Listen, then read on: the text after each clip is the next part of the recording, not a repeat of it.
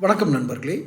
தம் தாய்வழி உறவுகள் வாழும் ஒரு மாநிலத்தில் அகதிகளாக வாழும் ஒரு அவல நிலை யாருக்கு உலகத்திலேயே யாருக்கு அது இருக்கும் என்றால் இலங்கை தமிழர்கள் தான்.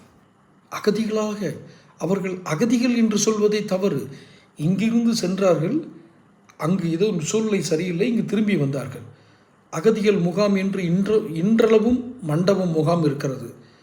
அதில் ஒரு பெரிய ஒரு துரதிர்ஷ்டவசமான வருந்தக்கூடிய ஒரு விஷயம் என்னவென்றால், யாருக்காவது காவல்துறையில் பனிஷ்மெண்ட் டியூட்டி அப்படின்னா அந்த அதிகாரிகளுக்கு அவங்க மண்டபம் கேம்ப் இன்சார்ஜாக போட்டுருவாங்க.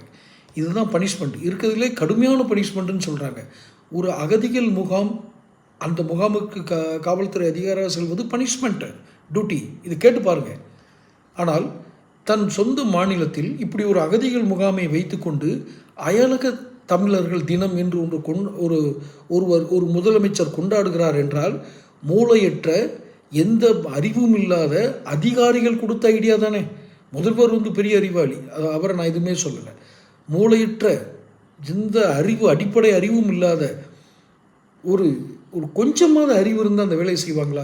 ஐயா, உங்கள் மாநிலத்தில் அகதிகள் இருக்குது, நீங்கள் பேசுகிற அதே மொழியை பேசக்கூடியவங்க, உங்கள் தொப்புள் குடி உறவுன்னு நீங்கள் சொல்கிறக்கூடிய அந்த உறவுகள் அகதிகள் முகாம், பன்றிகளும் விலங்குகளும் நடமாடுற இடம் மாதிரி வச்சுருக்கிற ஒரு அகதிகள் முகாமை சொந்த மாநிலத்தில் வச்சுக்கிட்டு அயலக தமிழர்கள் அப்படிங்கிற தினம், அயலக தமிழர் தினம், இதில் வெக்கம் இல்லாமல் உங்கள் பையனையும் வேறு அந்த தலைப்பில் பேச வைக்கிறீங்க. உணர்வால் ஒன்றுபடுவோம், தரணியால் உயர்வோம். கேவலமா இல்லையா? இப்படிலாம் எழுதி கொடுக்குறவனுக்கு முதல்ல புத்தி வேணாமா? மகா அயோக்கியர்கள் செய்யும் வேலை இது. மகா அயோக்கியர்கள் கூட இதை செய்வார்களா என்று தெரியாது. சொந்த மக்களை அகதிகளாக்கி தங்களுடைய அகதிகளாக்குனது இவங்க இல்லை, ஆனால் அகதிகளாக வைத்துக்கொண்டு எத்தனை வருடம் வைத்திருப்பீர்கள்? இப்போ தான் ஏதோ சமீபத்தில் கேள்விப்பட்டேன், போன நாடாளுமன்றத்திலிருந்து நினைக்கிறேன், இலங்கை அகதி ஒருத்தருக்கு வாக்குரிமை கிடச்சிருக்கு, ஒரே ஒரு பெண். மித்தவங்கெல்லாம் அகதியாகவே இறந்து அவர்களை குற்ற செயல்கள் செஞ்சு அவங்க வெளிநாட்டுக்கு தப்பி ஓடி இந்த மாதிரி இதிலெல்லாம் தள்ளி விட்டது யார்?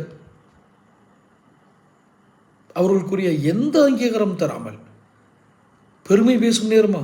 இன்னொன்று, இங்கிருக்கும் அரசியல்வாதிகள் தயவு செய்து ஐயா, உங்கள் கால்களை தொட்டு கேட்டுக்கொள்கிறேன், இலங்கை தமிழர்களை பற்றி இங்கிருந்து பேசி நீங்கள் குளிர் காயாதீர்கள். அவர்களுக்கு அங்கே இருக்கும் நிலையை சமாளிக்கும் திறன் அவர்களுக்கே உண்டு. எந்த காலத்திலையும் உங்களை நம்பி அவங்க கிடையாது.